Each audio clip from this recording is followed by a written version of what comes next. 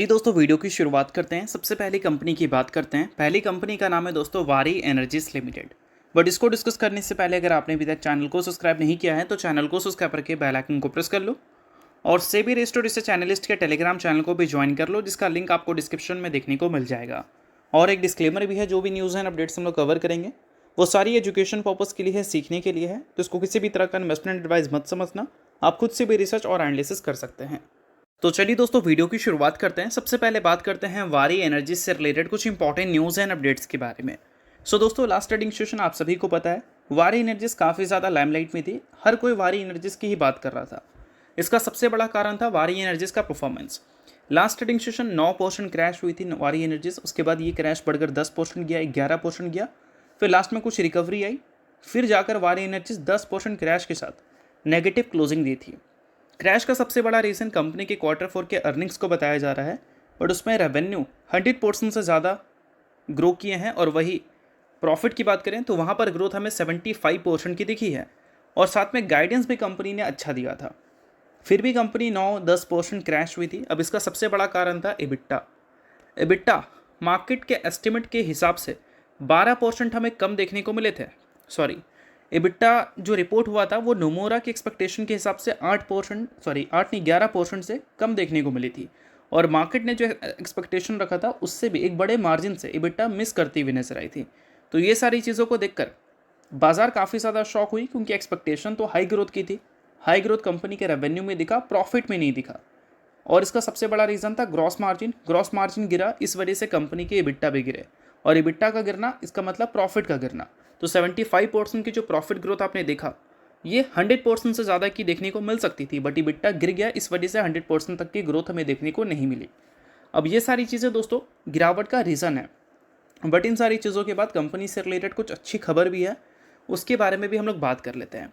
तो देखो, मैनेजमेंट ने कॉमेंट्री किया था अपने Q4 के अर्निंग्स के बाद। कमेंट्री में उन्होंने ऑर्डर बुक को काफ़ी स्ट्रांगली रिपोर्ट किया। ऑर्डर बुक 53,000 करोड़ का है और ऑर्डर पाइपलाइन 100 गीगावाट का भी है। और जो ऑर्डर बुक कंपनी के पास है उससे अगले 2 से 3 सालों में स्ट्रांग रेवेन्यू विजिबिलिटी हमें देखने को मिल रही है। और साथ में एक्सपेंशन स्ट्रैटेजीज की बात करें तो एग्रेसिवली कंपनी एक्सपैंड करने वाली है सोलर मॉड्यूल, सोलर सेल में। और भी नए एरियाज़ लाइक बेस की बात करें, इलेक्ट्रोलाइजर की बात करें या फिर इन्वर्टर्स की बात करें, तो वारी एनर्जी जो है वो पूरी तरह से एनर्जी सॉल्यूशन कंपनी बनना चाहती है। मतलब किसी एक सेगमेंट में भी ये किसी दूसरे पर डिपेंडेंट रहना नहीं चाहती। हर सेगमेंट में इसका सबका खुद का प्रोडक्ट होना चाहिए।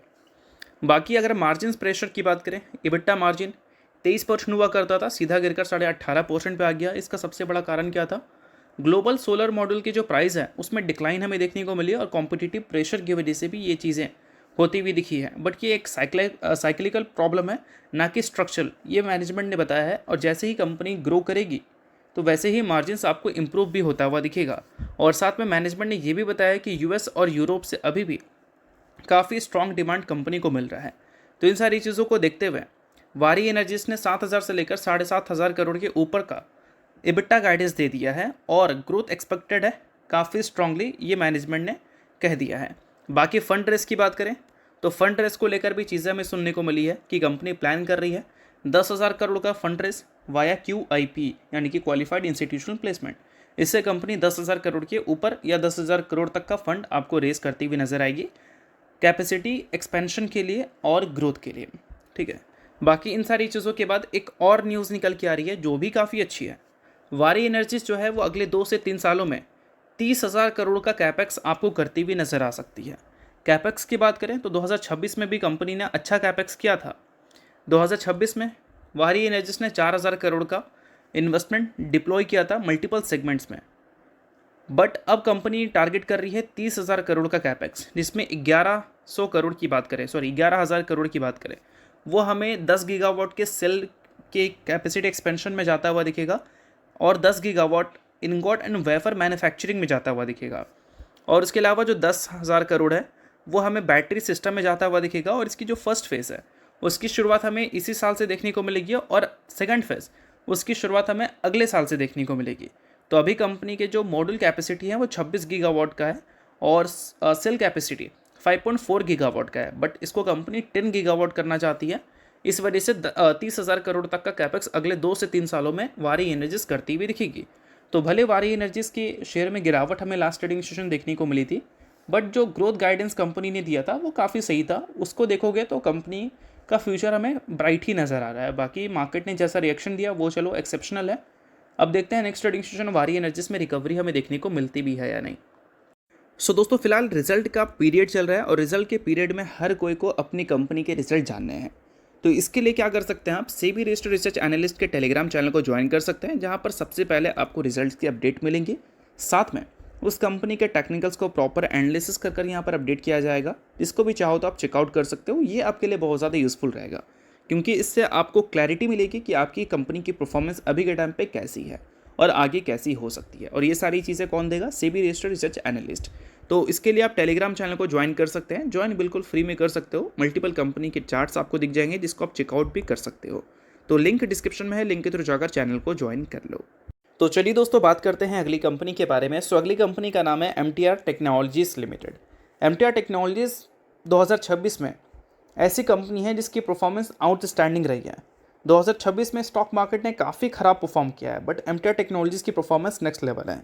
और लास्ट ट्रेडिंग सेशन भी MTR टेक्नोलॉजीज़ ने काफ़ी अच्छा परफॉर्म किया था और अब तक 2026 में 160% तक की तेज़ी MTR टेक्नोलॉजीज़ में हमें देखने को मिल गई है। तो इसका सबसे बड़ा कारण क्या है, तो सबसे बड़ा कारण है ये कंपनी ब्लूम एनर्जी। पिछले 6 महीने का परफॉर्मेंस अगर इस कंपनी का देखोगे तो 99% की तेज़ी इस कंपनी में दिख जाएगी। और 2026 का इसका परफॉर्मेंस देखोगे तो 187% की तेज़ी इस कंपनी में देखने को मिल रही है। तो ये कंपनी जो है 2026 में जो ज़बरदस्त परफॉर्म कर रही है, उसी कारण MTR टेक्नोलॉजीज़ भी ज़बरदस्त परफॉर्म कर रही है। इसका सबसे बड़ा कारण ये है कि MTR टेक्नोलॉजीज़ के जो रेवेन्यू आप देखते हो, उसका 55 से लेकर 65% ब्लूम एनर्जी की तरफ से ही आता है। यानी कि हर दूसरा ऑर्डर MTR टेक्नोलॉजीज़ का ब्लूम एनर्जी से ही आता है। इस वजह से ब्लूम एनर्जी का अच्छा करना MTR टेक्नोलॉजी के लिए ऑटोमेटिक अच्छा हो जाता है। अब पिछले कुछ टाइम में जो ज़बरदस्त तेज़ी दिख रही है इस कंपनी में, वो इसलिए दिख रही है क्योंकि ब्लूम एनर्जी ने 2026 के पहले क्वार्टर के रिजल्ट शो कर दिए हैं और उसमें रेवेन्यू 130% से ग्रो करता हुआ नज़र आया है। और कंपनी ने मिड पॉइंट में अपने जो गाइडेंस हैं रेवेन्यू के ग्रोथ के, वो भी इंक्रीज़ कर दिए थे 2026 के लिए। और वो क्या है, पहले कंपनी ने बताया था कि 60% तक हम अपने रेवेन्यू को ग्रो करते हुए नजर आएंगे 2026 में, बट अब उसको company year on year basis पे बढ़ाकर 80% कर चुकी है।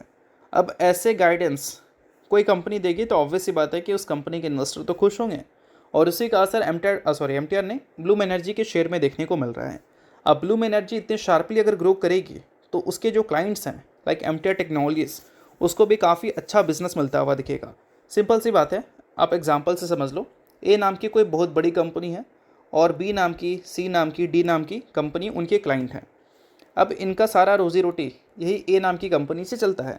अब A नाम की कंपनी मान लो रजिस्ट्रेशन की वजह से बर्बाद हो गई, तो इनका रोजी रोटी तो ख़त्म हो गया, तो कंपनी बर्बाद हो गई। बट यही A नाम की कंपनी बहुत अच्छा कर रही है, 100 करोड़ का रेवेन्यू 1000 करोड़ तक चला गया, और ये कंपनी को जो 2 करोड़ का बिजनेस ये देती थी, अगर वो 10 करोड़ तक ले गई, तो ऑब्वियस सी बात है इस कंपनी के जो शेयर होल्डर हैं वो तो खुश होंगे, क्योंकि उनके ग्रोथ काफ़ी अच्छी दिख रही है इस कंपनी की वजह से। तो हमेशा A नाम की कंपनी का ग्रो करना उनके क्लाइंट के लिए बहुत ज़्यादा इंपॉर्टेंट हो जाता है। इसीलिए बोला जाता है जब भी फेड के रेट हाइक्स हमें देखने को मिलते हैं तो हमारी टेक कंपनी गिरती है, क्योंकि हमारी टेक कंपनी का 50% से ज़्यादा रेवेन्यू तो US से आता है। और रेट हाइक्स की वजह से क्या है कि बैंक्स, NBFCs के जो बिजनेसेस हैं उसमें एक स्लो डाउन देखने को मिल जाती है। तो जो बिजनेसेस हमारी टेक कंपनी को मिलता था उनसे वो उतना नहीं मिलता है। इसी वजह से हमेशा रेट हाइक्स जब US में होता है तो हमारी कंपनी डिस्टर्ब हो जाती है और हमारी कंपनी गिरना शुरू हो जाती है। तो वही सारी चीज़ें हैं जो कि आपको समझनी है, और यही सारी चीज़ों की वजह से MTR टेक्नोलॉजीज़ का कुछ ऐसा परफॉर्मेंस आपको दिख रहा है। बाकी अगर आपने अभी तक सेबी रजिस्टर्ड टेलीग्राम चैनल को ज्वाइन नहीं किया है तो उसको जाकर आप ज़रूर ज्वाइन कर लो। उसका लिंक आपको डिस्क्रिप्शन में दिख जाएगा, बिल्कुल फ्री में आप चैनल को ज्वाइन कर सकते हैं। अब देखो दोस्तों, MTR टेक्नोलॉजीज़ की बात करें तो ये कंपनी का जो बिज़नेस है वो ऐसा एरियाज़ में है जहाँ से ग्रोथ अपॉर्चुनिटीज़ कंपनी के लिए बहुत ही हाई है।